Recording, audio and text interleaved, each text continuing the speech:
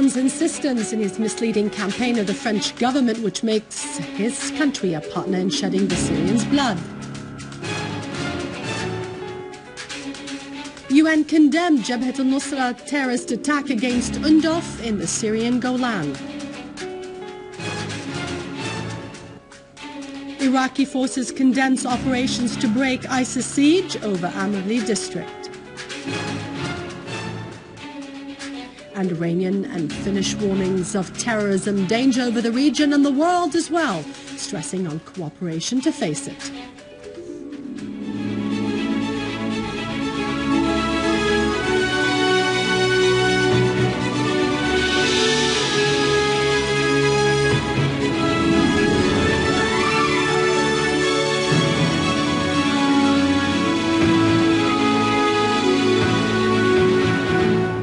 Good afternoon. Welcome to our news bulletin. I'm Dania Nizam. Syria condemned the French President François Hollande's insistence in his misleading campaign, which the French government is working on since the beginning of the crisis in Syria, a matter which makes his country a direct partner in shedding the Syrians' blood.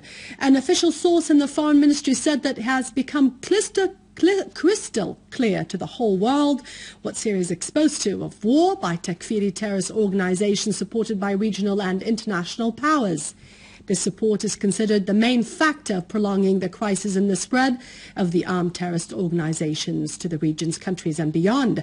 The Syrian source added that Syria announced its readiness to cooperate with all international and regional powers to fight terrorism as it poses a threat to the stability and security of the region's countries and to the whole world, as those countries which gave all kinds of support to the armed terrorist organizations have the chance today to prove their honesty and seriousness in fighting terrorism, as well as their commitment to the UN Resolution 2170. The source concluded the statement saying that the French public opinion expressed condemnation over Hollande's policies, which made him a president with less popularity in the history of the Republic, that make him the last to defend the human rights and international peace and security.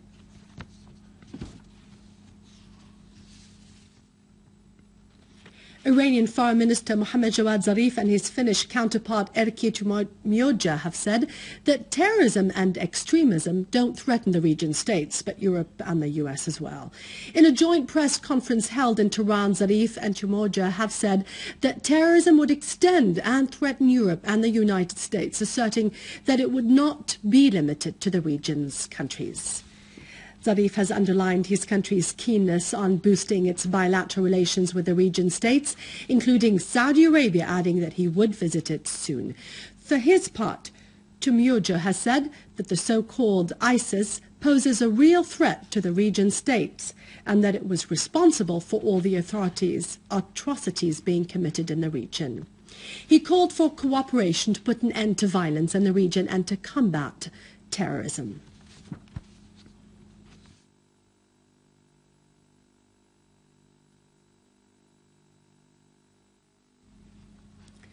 Philippines Army has said that all its soldiers working within the United Nations Disengagement Observer Force, UNDOF, were safe.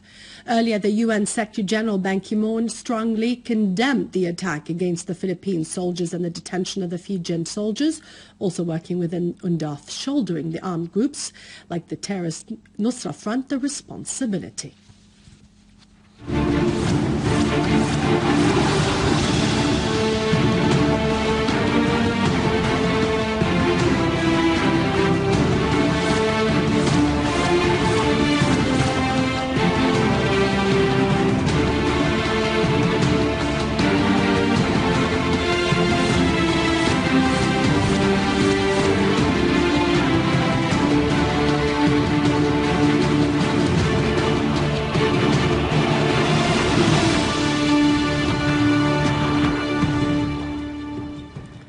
The so-called Islamic State in Iraq and Sham continues to use the most barbaric means in killing, slaughtering, recruiting and training boys, on beheading and slaughtering in special camps. One of those boys is the Syrian Muhammad, who fled an ISIS camp north of Syria. Muhammad said that the ISIS threatened to behead his father because he refused to join it. Fearing for his son, Muhammad's father decided to flee Syria because he said that he did not want to see his son be turned into a merciless killer.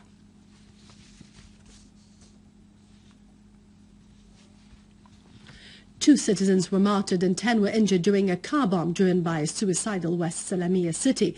Furthermore, a military source said that the units of the Syrian army continued their operations in Jabhat neighborhood, destroying the terrorists' hideouts in several areas, whereas in Deir, the Syrian army units killed about 20 terrorists from al-Nusra front through destroying their dens in Inkhil town, in addition to eliminating terrorists' gatherings in Quneitra and its countryside.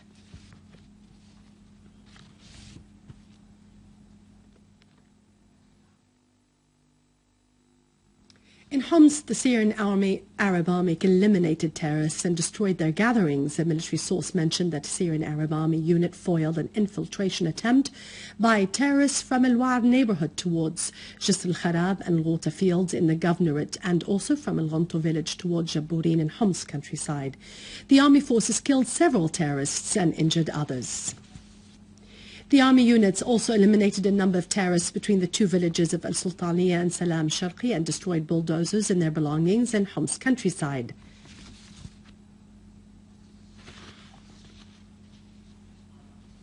In DeirEzzor, Syrian Arab Army units targeted ISIS terrorist organization gatherings in al-Mayadin and Muhassan, as well as several villages in the area, which led to the destruction of 10 armored vehicles and 12 vehicles loaded with machine guns, and eliminated 20 terrorists.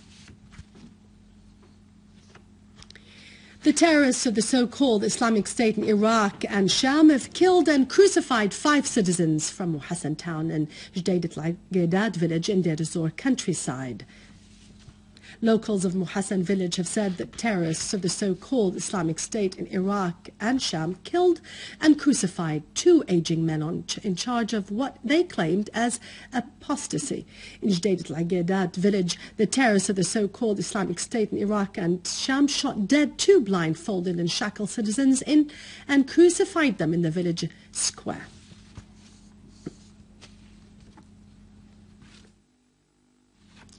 The British Daily Telegraph newspaper has said the so-called ISIS was planning to use chemical and biological weapons in its war against both the Syrian and Iraqi states. The newspaper went on to say that the terrorist organization ISIS was seeking to have a fatwa that authorizes it to develop a biological weapon to use it later in Iraq and Syria. It is to be noted that this appalling information was disclosed after a personal computer belonging to one of ISIS elements of a Tunisian origin was seized, which contained steps on how to develop a biological weapon. Iraqi Ministry of Defense has said that 38 terrorists of the so-called ISIS were killed and 14 of their vehicles were destroyed in airstrikes launched by Iraqi fighters that targeted the terrorists' gatherings in Salah ad-Din and Al-Anbar provinces. A source at the ministry had indicated that 16 other airstrikes were launched against the terrorists in Tikrit, BG and Al-Hamidiyya cities. In a relevant context, 38 terrorists of the so-called ISIS were also killed in the battle launched against ISIS' last stronghold in the area of Al-Hud al-Azam, north of Baquba city. With this, we end our news for today. Thank you for watching us. For more details about Syria and the region, you can always view our bulletin on our website in English, syriaonline.sy. After the break, it's Vani with our economic and business news. God bless you and long live Syria.